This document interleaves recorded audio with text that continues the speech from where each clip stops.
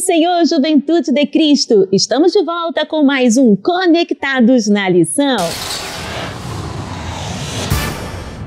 Muito bem, estamos de volta com mais um Conectados na Lição. E eu já quero, gente, dar boas-vindas aos nossos convidados. Eu estou falando dele, do nosso comentarista da lição, Pastor Sérgio Costa. Seja muito bem-vindo, querido pastor, e também aos nossos representantes da Juventude de Cristo. Estou falando dela, nossa diaconisa Jennifer Welter. Seja muito bem-vinda. E representando os rapazes, ele, diácono Vitor Rangel. Seja muito bem-vindo. E a lição de número 6 traz o título As escolhas de hoje refletirão na eternidade. Uau, gente! E já quero fazer a primeira pergunta ao nosso comentarista da lição, Pastor Sérgio Costa. Pastor, por que a parábola do rico e Lázaro foi tão importante para os judeus nos tempos de Jesus? Paz do Senhor, Tianinha, paz do Senhor, Juventude de Cristo.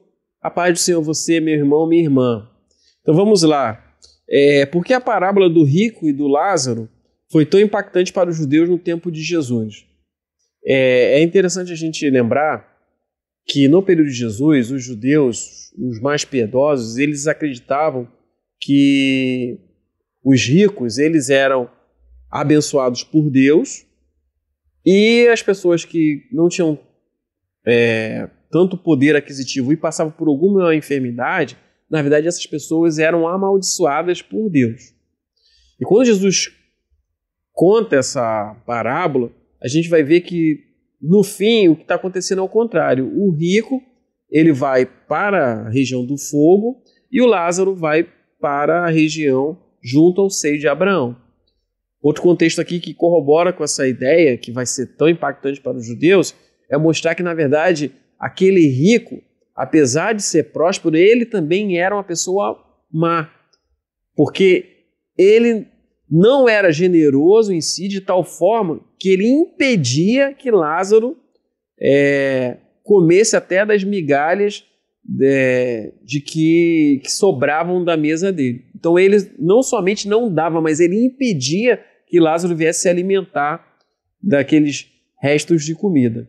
E a gente vê aqui que, na verdade, é tão impactante por causa disso, porque eles acreditavam que as pessoas, muito ricas eram totalmente abençoadas por Deus.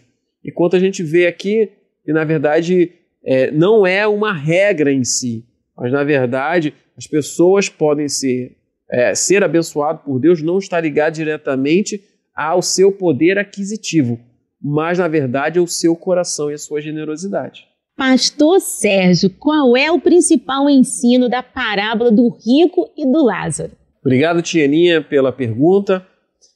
Qual é o principal ensino da parábola do rico e Lázaro? Então, aqui existem vários ensinamentos, como a gente já tem falado. Só que existe o ensinamento principal. Qual é o ensinamento principal? O ensinamento principal a gente vai ver no final da parábola, quando o rico pede para Abraão para voltar e para avisar aos seus irmãos. E aí Abraão vai responder, mas se eles não obedecem, se eles não ouvem a lei e os profetas, muito menos acreditarão de alguém que ressuscitou dos mortos. E aqui existe o quê? Uma tensão. Que tensão é essa? O maior milagre que no período de Jesus, e até os dias de hoje, a gente for ver, o maior milagre que pode ocorrer na verdade, a ressurreição de um morto.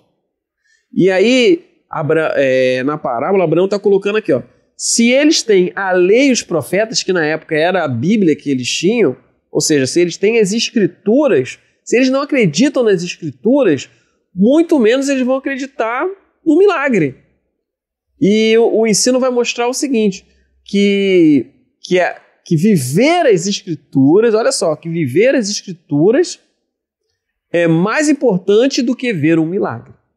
Conectou? Lembrando que a editora Betel disponibiliza o PIL, Plano de Incentivo à Leitura, que são textos que vão subsidiar os estudos da Palavra de Deus. Estamos aqui com os representantes de Cristo e hoje queremos falar com ele, diácono Vitor Rangel. Vitor, seja bem-vindo. O que o PIL traz para a gente nessa semana? A paz do Senhor, Tianinha. A paz do Senhor, Pastor Sérgio. A paz do Senhor, Jennifer. A paz do Senhor, Juventude de Cristo. O PIL dessa semana que é o plano de incentivo à leitura, tem por tema Somos frutos das escolhas que fazemos. Jovens, que possamos escolher sempre as palavras que saírem das nossas bocas possam ser palavras que refletem Cristo. Que os nossos valores possam ser os valores que refletem Cristo.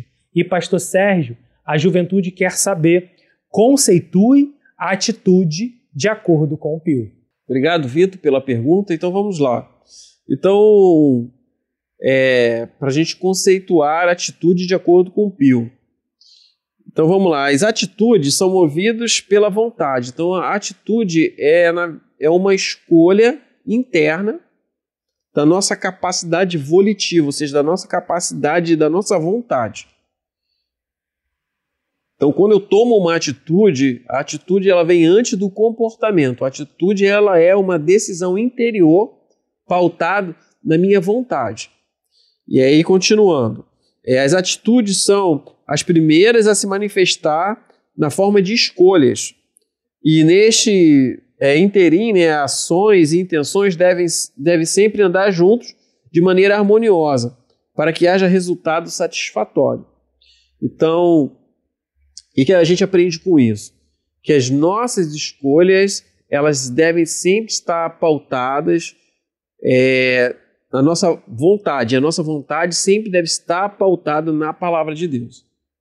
A nossa vida deve ser guiada pela palavra de Deus. E nossas atitudes, escolhas e comportamentos devem sempre estar alicerçadas naquilo que Deus quer e tem para nós.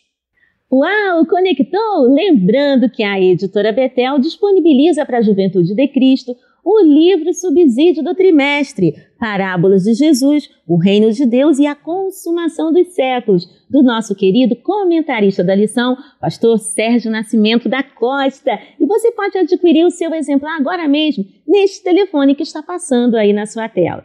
Bem, nós vamos ficando por aqui, mas semana que vem temos um encontro marcado para mais um Conectados na Lição. Deus abençoe!